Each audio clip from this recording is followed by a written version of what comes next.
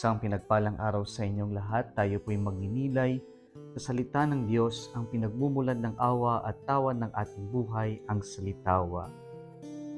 Ang sarap po ng pakiramdam na mayroon tayong kasama na sa oras ng pangangailangan may pwedeng tumulong sa atin, may sasalo sa atin kapag tayo'y pabagsak o kaya naman tayo'y natutumba o nagkakamali sa buhay. Ito pong pangako ni Jesus sa ating ebanghelyo ngayon. Sabi niya, I will send you the Spirit of truth. And the Spirit of truth is God's witness. And as we receive this witness, this helper, the advocate, the Spirit, then we too are being sent to give witness to our God.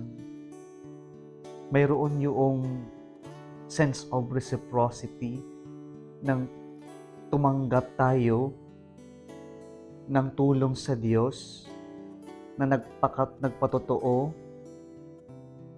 nagbigay patotoo sa ating Diyos, at tayo rin po na nakatanggap ng ganitong biyaya, ang kasama na magbibigay patotoo ay hinihimok din ng Diyos nang magbigay tayo ng patotoo sa ating kapwa-tao. Kapag tumanggap tayo, nararapat lamang na magbigay din tayo sa ating kapwa. Ganito rin po ang naging karanasan ni San Pablo sa ating unang pagbasa ngayon. Kanyang ipinahayag ang mabuting balita doon sa city of Thyatira at tinanggap ito ng isang businesswoman na nagngangalang Lydia. At sa kanyang pagtanggap sa ating Panginoon, sa kanyang pakikinig sa mabuting balita, kasama ng kanyang mga kasambahay at ng pamilya, lahat sila ay nagpabinyag. At tanda ng kanilang pagpapasalamat sa kanilang tinanggap, inalokan nila ng tulong sina San Pablo at kanyang mga kasama na manatili sa kanilang tahanan. Inalok ni Lydia ang kanyang tahanan, ang kanyang bahay bilang lugar na pahingahan nila San Pablo at kanyang mga kasama.